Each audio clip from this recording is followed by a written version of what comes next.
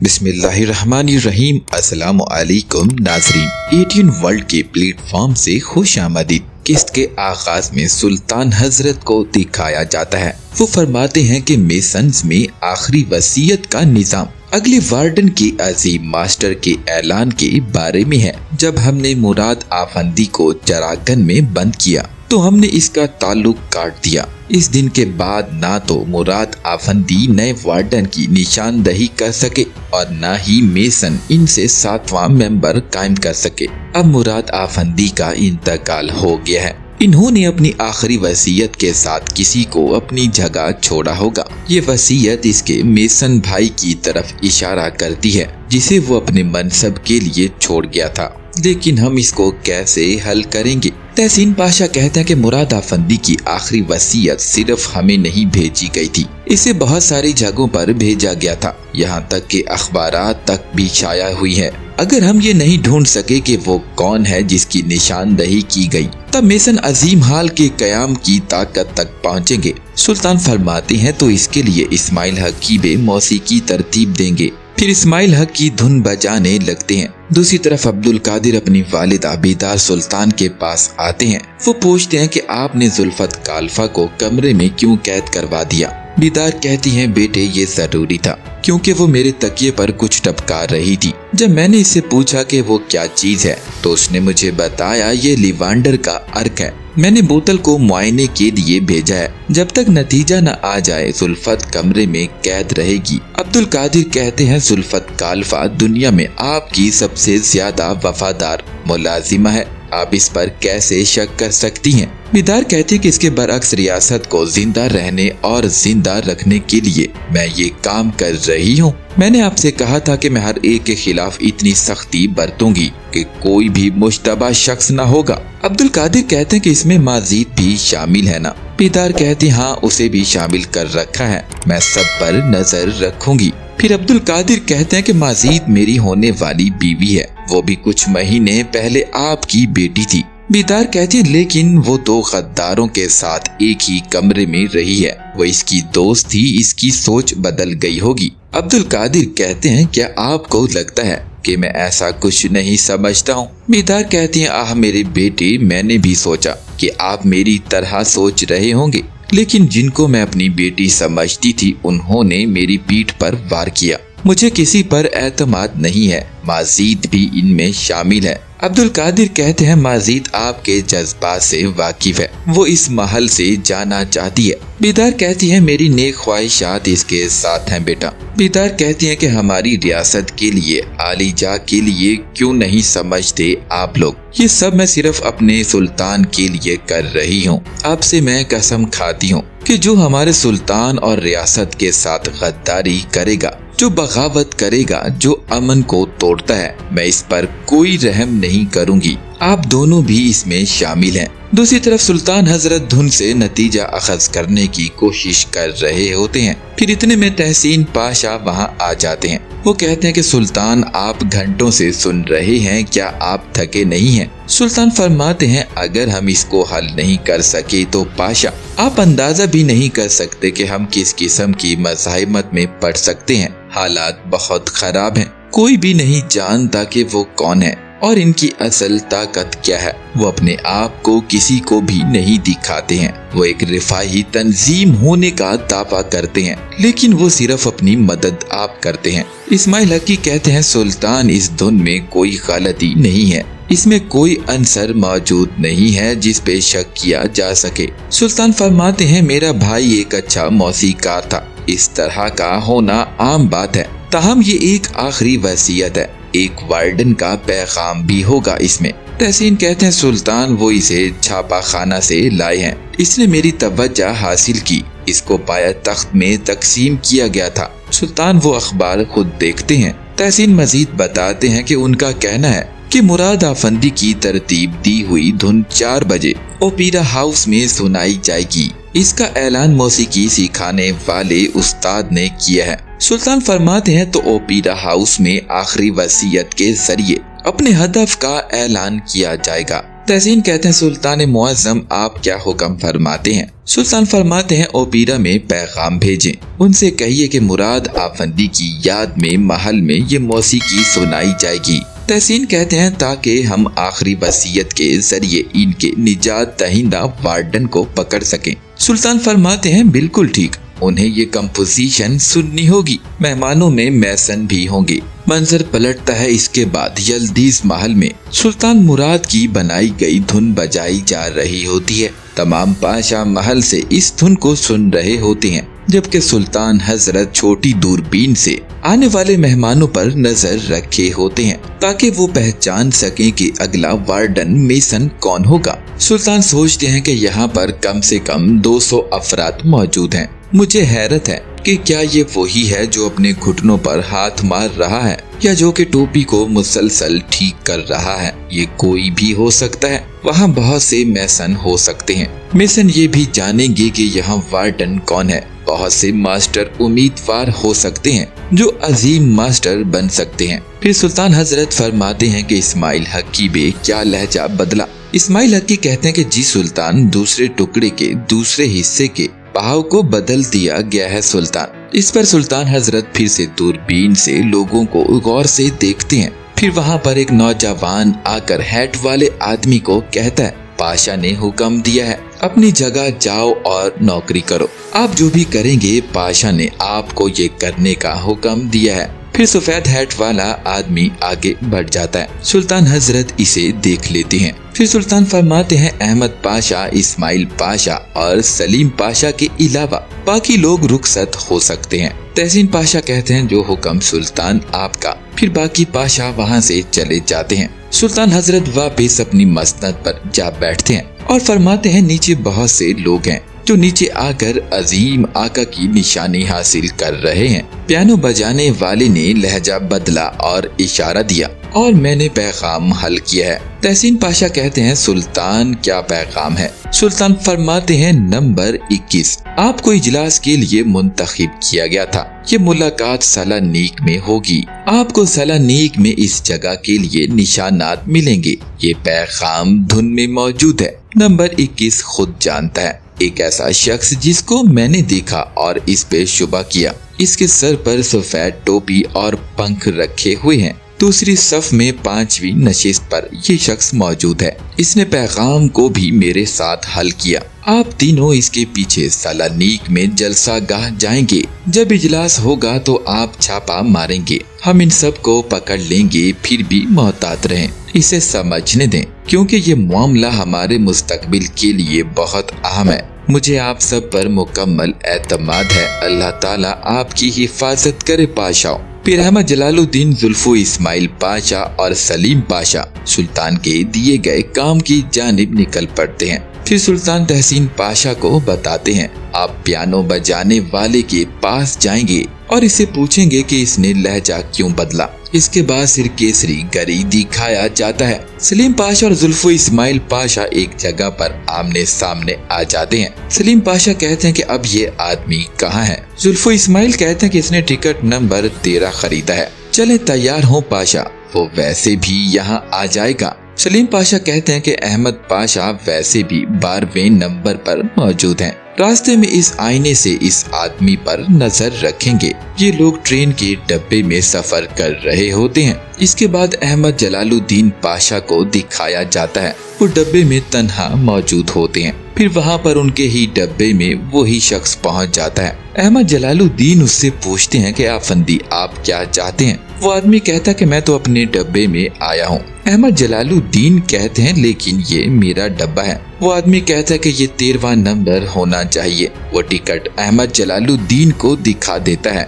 अहमद जलालुद्दीन कहते हैं ये नंबर 12 है, अगला दरवाजा नंबर 13 है। वो आदमी कहता है कि मुझे अफसोस है, मैं आपको परेशान कर रहा हूँ। ये एक लंबा सफर होगा। अगर आप मुझे इजाजत देते हैं तो मैं इनमें से एक ले जाना चाहता हूँ। अहमद जलालुद्दीन कहते हैं जरूर, बहुत सारे अखबारात मौजूद हैं, आप इनमें से एक ले जा सकते हैं। वो आदमी कहता है मैं यही ढूंढ रहा था, बहुत शुक्रिया। फिर वो आदमी अखबार लेकर जैसे ही बाहर निकलता है तो सलीम पाशा सामने से वेटर का लिबास पहने हुए इस आदमी से टकरा जाते हैं और कहते हैं कि मुझे माफ कीजिएगा जनाब। उस आदमी के हाथ से तमाम दस्तावेजात नीचे गिर जाती हैं। सलीम पाशा कहते हैं जनाब आपका अखबार यहाँ है, क्या आप कुछ पसंद करेंगे जनाब? वो आदमी कहता है मैं सादा काफी ले सकता हूँ, आप जाइए आफंदी। फिर वो आदमी अगले डब्बे में बैठ जाता है। ये सब कुछ एक मंसूबा बंदी के तहत किया जा रहा होता है। मेसन का आदमी डब्बे में बैठकर अखबार पढ़ता है और कहता है कि पाशा का काम हमेशा कुछ मुश्किल काम होता है। हम नहीं जानते कि वो कौन है। इन्होंने कहा कि हम ये मालूम करने जा रहे हैं कि हमारा पैसा कहाँ है, ये किस तरह का काम है। फिर वो आदमी अखबार पढ़ने लगता है। सलीम पाशा वेटर बनकर और इसके कैबिन में दाखिल हो जाते हैं। सलीम पाशा कॉफी इस शख्स के सामने रख देते हैं और कहते हैं कि आपका सफर अच्छा गुजरे। वो आदमी कॉफी पीकर कहता है बेहतरीन है, बहुत शुक्रिया। जब सलीम पाशा वहाँ से चले जाते हैं तब जुल्फो इस्माइल पाशा अंदर आ जाते हैं और कहते हैं कि माफ कीजिएगा लेकिन क्या मैं आपका टिकट चेक कर सकता हूँ जनाब? मेसन जल्दी से अपना टिकट निकाल देता है। जुल्फो इस्माइल पाशा कहते हैं डब्बा नंबर 13 है, ये बिल्कुल दुरुस्त है, और टिकट वापस देकर निकल जाते हैं। इसके बाद जुल्फो इस्माइल पाशा बाहर निकलते हुए दरवाजे को एक छोटी रस्सी से बांध देते हैं। इसके बाद सीलानेक में रात का मंजर दिखाया जाता है। ट्रेन में ऐलान किया जाता है कि मोहतरम मुसाफिर हम सलानेक पहुंच चुके हैं, बराहे करम डब्बों से अपना सामान उठाना मत भूलिएगा। मोहतरम मुसाफिरों हम सलानेक पहुंच चुके हैं। वो ये ऐलान करते हुए डब्बों में सफर करता हुआ आगे बढ़ता है। फिर सलीम पाशा अहमद जलालुद्दीन पाशा को इशारा कर देते हैं। अहमद पाशा कहते हैं तकरीबन सभी वहाँ चले गए हैं सिवाय सिर्फ इस आदमी के। जुल्फो इस्माइल पाशा क्या आप चेक कर सकते हैं? जुल्फो इस्माइल पाशा दरवाजे के शीशे से देखकर कहते हैं वो आदमी तो सो रहा है। अहमद जलालुद्दीन कहते हैं कि धागा मजबूत है। इस्माइल पाशा आपको इसे बेदार करना चाहिए, इसे जागना चाहिए ताकि हमें देर न हो। फिर जुल्फो इस्माइल पाशा अंदर दाखिल हो जाते हैं और इस आदमी को कहते हैं जनाब हम सलानेक पहुंच चुके हैं। वो आदमी हरकत नहीं करता, बिल्कुल साकित बैठा होता है। इसके बाद जुल्फो इस्माइल पाशा अहमद जलालुद्दीन और सलीम पाशा को अंदर बुलाते हैं। वो इसकी नब्ज और दिल की धड़कन चेक करते हैं। अहमद जलालुद्दीन कहते हैं ये मर चुका है। जुल्फो इस्माइल कहते हैं कैसे? धागा मजबूत है, यहाँ किसी का दाखिला नामुमकिन था, खिड़कियाँ भी बंद थी। फिर अहमद जलालुद्दीन सिपाहियों को तलब करते हैं और कहते हैं कि अफसरान को फौरी तौर पर इसकी तहकीकात के लिए मुतला करो। इनसे कहो कि लाश की तस्वीर खींचवाएं, हमें मालूम करना होगा कि ये कैसे हुआ। फिर सलीम पाशा इस आदमी की जेबों से कागजात निकालते हैं और उसे खोलकर कहते हैं कि सलानीक के मशरिक पे दायरा लगा हुआ है, इसे 3 किलोमीटर नीचे लिखा हुआ है। अहमद जलालुद्दीन कहते हैं पाशा जिस जगह को हम तलाश कर रहे हैं वो इस दायरे में शामिल होगी। जुल्फो इस्माइल कहते हैं आइए हम फैल जाएं और दायरे पे इशारे वाली जगहों पर जाएं। अहमद जलालुद्दीन कहते हैं आपने बिल्कुल ठीक कहा, हमें अपना वक्त जाया नहीं करना चाहिए। ताबा इलाके का मंजर दिखाया जाता है। ये रात का पहर होता है। यहाँ पर एक नए किरदार की एंट्री होती है। वो आदमी तहखाने की राहदारियों में आगे बढ़ता है। फिर वो उल्टे हाथ पर देखता है कि एक आदमी वहाँ मौजूद है। वो कहता है कि ये 1-3 है, वो 1-4 है। फिर वो आगे बढ़कर वहाँ मौजूद मुहाफिजों को एक थप्पड़ मारता है और कहता है कि आप बहुत मजबूत हैं, मुझे आपको एक और थप्पड़ मारना पड़ेगा। हैरानकुन तौर पर वो आदमी सिर्फ एक थप्पड़ मारता है और सामने वाला नीचे गिर जाता है। फिर वो तहखाने में मजीद आगे बढ़ता है और कहता है कि ये 1-5 है। फिर वो वहाँ जाकर आग को बुझा देता है। वहाँ मौजूद निकाब पोश कहता है माइकल स्टीव क्या आप हैं? वो आदमी कहता है कि जी हाँ मैं हूँ। फिर वो निकाब पोश कहता है इजलास शुरू हो चुका है, चलो भाई ये मजाक करने का वक्त नहीं है। फिर वो आदमी आगे बढ़ता है और उस आदमी को भी एक थप्पड़ जड़ देता है जिससे वो भी ढेर हो जाता है। इसके बाद वो वहाँ मौजूद दरवाजे को तोड़ देता है और अंदर दाखिल होकर कहता है मैंने सुना है कि मुझे दस्तखत करने के लिए इजलास में शरीक होने की जरूरत है। वहाँ 2 शख्स मौजूद होते हैं। वो कहते हैं कैसे दस्तखत, तुम कौन हो? वो आदमी कहता है कि अगर मैं अपना नाम बताऊं तो आप मर जाएंगे। मैं इन नक्शों को दोबारा हासिल करते हुए आपके हुक्मरान समेत आपके चेहरों पर नाकाबिले फरामोश निशानात छोड़ दूंगा। जब आपका बादशाह आपके चेहरे देखेगा تو وہ سمجھ جائے گا کہ ایک بار پھر جزیرہ نما عرب کا حکمران کون ہے۔ اس کے بعد وہ تینوں اس شخص پر حملہ کر دیتے ہیں۔ پھر ایک بات کو دہرایا جاتا ہے کہ میرا دشمن جو چاہتا تھا وہ میرا ہے۔ اسلام کے سپاہی لڑنے آئے تھے، اللہ کی مدد سے فتح ہماری ہے، اگر اللہ مدد کرے تو ہم فاتح ہوں گے۔ وہ شخص ان تینوں آدمیوں کو ٹھکانے لگا دیتا ہے۔ اس کے بعد سالانیک میں رات کا منظر دکھایا جاتا ہے۔ اس کے بعد ایک شخص دروازہ کھٹکھٹاتا ہے، اس کا چہرہ نہیں دکھایا جاتا۔ دروازہ کھولنے والا خوش آمدید کہتا ہے اور ساتھ ہی کہتا ہے مراد افندی کے وارث آئے ہیں۔ پھر وہ کہتا کہ ہم آپ کو تقریب کے لیے تیار کریں گے، لیکن جب تک آپ تقریب میں نہیں جاتے اور حلف نہیں اٹھاتے ہیں تب تک آپ کو ہمارے بارے میں کچھ معلوم نہیں ہوگا، لہٰذا ہم آپ کے سر پر ایک نقاب ڈال دیں گے۔ اس شخص کے چہرے کو بلر دکھایا جاتا ہے، پھر اس کے چہرے پر نقاب ڈال دیا جاتا ہے۔ وہ آدمی کہتا کہ ہم آپ کی تلاشی لیں گے۔ اس کے بعد اس کی جیب سے عثمانی پاشا کا بیج نکلتا ہے، وہ واپس بیج اس شخص کو دے دیتا ہے۔ ناظرین ہمیں کمنٹ سیکشن میں بتائیے گا کہ آیا یہ شخص کون سا عثمانی پاشا ہوگا۔ منظر پلٹتا ہے، اس شخص کے چہرے پر نقاب چڑھا کر بگی میں کہیں لے جایا جا رہا ہوتا ہے۔ وہ شخص گزرتے ہوئے مختلف چیزوں کی آوازیں سنتا ہے کہ آخر اسے کہاں لے جایا جا رہا ہے۔ اسے پانی کی آواز آتی ہے، کچھ لوگوں کی آوازیں گزرتے ہوئے آتی ہیں۔ اس پاشا کے صرف ہاتھ دکھائے جاتے ہیں۔ ناظرین اس پاشا کے ہاتھ دیکھ کر لگتا ہے کہ یہ احمد جلال الدین پاشا ہیں، ہو سکتا ہے کہ میں غلط ہوں۔ آپ ہمیں کمنٹ سیکشن میں اپنی رائے کا اظہار کیجیے گا۔ اس کے بعد اس نقاب پوش پاشا کو ایک جگہ پر پہنچا دیا جاتا ہے۔ پھر وہ لوگ کہتے ہیں کہ آپ کے چہرے پر نقاب گونج کے اثرات سے آپ کی آواز کو بدل دے گا۔ اس بار جب پاشا کو دکھایا جاتا ہے تو اس کے چہرے پر ماسک چڑھا ہوتا ہے۔ وہ لوگ کہتے ہیں کہ حلف اٹھانے کے بعد ہی آپ کو تنظیم میں قبول کیا جائے گا۔ وہ پاشا کہتا ہے ٹھیک ہے چلو اندر۔ پھر اندر ایک شخص نقشہ بنا رہا ہوتا ہے، اس کا ملازم آ کر بتاتا ہے کہ افندی ہمارا نیا ممبر آ چکا ہے، تقریب شروع کرنے کے بارے میں کیا خیال ہے؟ وہ آدمی نیچے اتر کر واپس چہرے پر ماسک چڑھا لیتا ہے اور خود پر چوغا ڈال لیتا ہے۔ اس کے بعد یہ لوگ ایک خفیہ کمرے میں پہنچ جاتے ہیں۔ ایک نقاب پوش کہتا کہ آپ کو ہمارے آقا نے ولی کی حیثیت سے منتخب کیا ہے، ایک کیس نمبر کے طور پر آپ یہاں ہیں، اب آپ حلف لیں گے، کیا آپ نے اسے یاد کیا ہے؟ پاشا کہتا ہے جی میں نے یاد کیا ہے۔ پھر وہ آدمی کہتا ہے چلو پھر اپنی قسم کھاؤ۔ وہ پاشا کہتا ہے ماسٹر میسنز کی موجودگی میں حلف اٹھاتا ہوں کہ میں شکاریوں اور نان میسنز کو دیے گئے میسنک راز کو کبھی بھی ظاہر نہیں کروں گا۔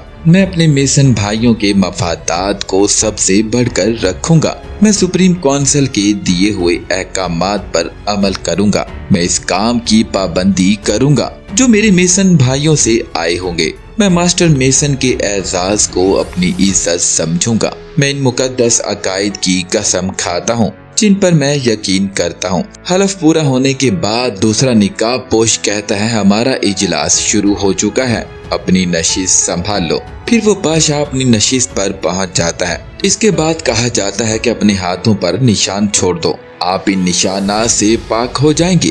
آپ کے پیچھے واحد طاقت آپ کے میسن بھائیوں کی طاقت ہوگی۔ اس کے بعد ایک اور نقاب پوش تمام نقاب پوشوں کے پاس باری باری جاتا ہے، وہ اپنی مخصوص نشانیوں کو اس کی ٹرے میں ڈال دیتے ہیں۔ اس کے بعد جو آخر میں پاشا کی باری آتی ہے تب وہ اپنے عثمانی پاشا کے بیج کو ٹرے میں ڈال دیتا ہے۔ پھر اس کا ساتھی کہتا ہے کہ سلطان مراد نے عثمانی پاشا کو اپنی جگہ چھوڑ کر ہمیں خوش کر دیا، اب ہمارا 7واں ممبر آ چکا ہے، ہمارے پاس عظیم میسن لاج بنانے کی طاقت آ چکی ہے۔ پھر وہ کہتے ہیں کہ یہ کافی نہیں ہے، ہم عبدالحمید کو مار ڈالیں گے۔ جلدیز میں اب تک الو کے خلاف مختلف حملے ہو چکے ہیں، یہ سب مختلف قوتوں نے کیا تھا، اس نے ان سب سے چھٹکارا حاصل کر لیا۔ ہم انگریزی، فرانسیسی، یونانی، آرمینیائی، روسی، بلغاریائی اکٹھے کریں گے جو الو کی مخالفت کرتے ہیں۔ ہم سلطنت عثمانیہ میں مخالفین کو یہ تمام قوتیں دیں گے۔ عبدالحمید نے اپنے عقبہ والے اقدام سے اور ہمارے تمام میسن بھائیوں کو کمزور کر دیا ہے۔ مسئلہ یہ ہے کہ ہمارے پاس یہ اقدام کرنے کے لیے رقم نہیں ہے، हमारे पास ये नहीं है, लेकिन हैकलर जो कि उल्लू को जबरदस्त ज़रबें दे रहा है। अंग्रेजों ने हैकलर को ये इकदाम करने के लिए बहुत सारे पैसे दिए हैं। ये तमाम बातें वो निकाब पोश आपस में कर रहे होते हैं। वो मजीद कहते हैं कि हैकलर ने ये रकम वापस नहीं की थी जब वो असीर के तौर पर रूस गया था। जो शख्स इसको इस जिंदान से रिहा कराएगा, इसे ये ताकत हासिल होगी। पाशा कहता है कि हैकलर को बचाया जाएगा, लेकिन क्या इसे बचाने की ताकत रखते हैं हम? उसका साथी कहता कि हम करते हैं। वो रूस हमारे मेसन भाई हमारे लिए काम करेंगे। उल्लू के खिलाफ हैकलर की हमारी नजर में ताकत होगी और हम हैकलर को एक नया इकदाम करने का मौका देंगे। अगर हम अकबा के इकदाम के जवाब के तौर पर सल्तनत उस्मानिया का रुख करेंगे तो हमें अपने अजीम लाज के कयाम में दुनिया के अजीम लाजिज का ताउन ज्यादा तेजी से हासिल होगा। हो सकता है कि हमारे पाशा हमें इस बारे में कोई तोहफा दे सकेंगे। वो पाशा अपने हाथ में किताब को लहराता है और कहता कि अकबा इकदाम पर रद्द अमल की तफसीलात यहाँ मौजूद हैं। उसका साथी कहता है उल्लू इस रेलवे को बिछाने के लिए लोहा नहीं पा सकेगा। फिर वो इस फाइल को देखकर कहता है अगर ये इकदाम होता है तो अकबा का इकदाम जमीन में दफन हो जाएगा। पाशा कहता कि आप हैकलर को हिदायत देंगे। उसका साथी कहता है वो आपसे हुक्म लेगा, लेकिन इसे ये मालूम नहीं होगा। आप इस फाइल को मिस्टर हैकलर को जो ऑर्डर देंगे वो आपको मिल सकता है। आप हैकलर को एक टेलीग्राफ भेजेंगे। मैं एक ऐसा मुआशरा कायम करूंगा जो उल्लू को इसकी आवाम से अलग कर देगा। हम इसके सिपाहियों, अफसरों और पाशाओं को अपनी तरफ ले जाएंगे। वो सोचेंगे कि ये आजाद ख्याल मुआशरा है, लेकिन असल में हम इस पसे मंजर में होंगे जिस तरह हमारे चेहरे पर ये निकाब है। वो मुआशरा मेसन का निकाब पोश होगा। भाइयों, हम एक बड़ा नेटवर्क बना रहे हैं। उल्लू नेटवर्क को कभी नहीं पाएगा। हम ऐसे लोगों को इकट्ठा करेंगे जो इकट्ठे नहीं होंगे ताकि कोई भी इन पर यकीन न कर सके। आप लोग क्या करेंगे इस फाइल में लिखा हुआ है। जब हमारा जबरदस्त लाज दुरुस्त हो जाता है तो हमारी ताकत उल्लू को ना दिन में और ना रात में सोने देगी। नाजरीन, यहाँ इस बात की तशरीह की गई है कि फ्री मेसन वाले सुल्तान अब्दुल हमीद को उल्लू कहा करते थे। फिर उनका असल मास्टर बाहर निकल कर कहता है हमारी अखुवत हमेशा कायम रहे। सबसे पहले वो जाता है और सबसे आखिर में वो पाशा जाता है। इसके बाद इन मेसन्स का जो मास्टर होता है वो अंदर जाकर अपने चेहरे से निकाब हटा लेता है। जब निकाब हटता है तो कारासूस सामने होता है। वो फाइल खोलकर कहता है तुम कौन से पाशा हो। मतलब ये कि उसे भी अभी मालूम नहीं होता ये कौन सा गद्दार पाशा है। और नाजरीन, इस तरह से इस एपिसोड का यहाँ इख्तिताम हो जाता है।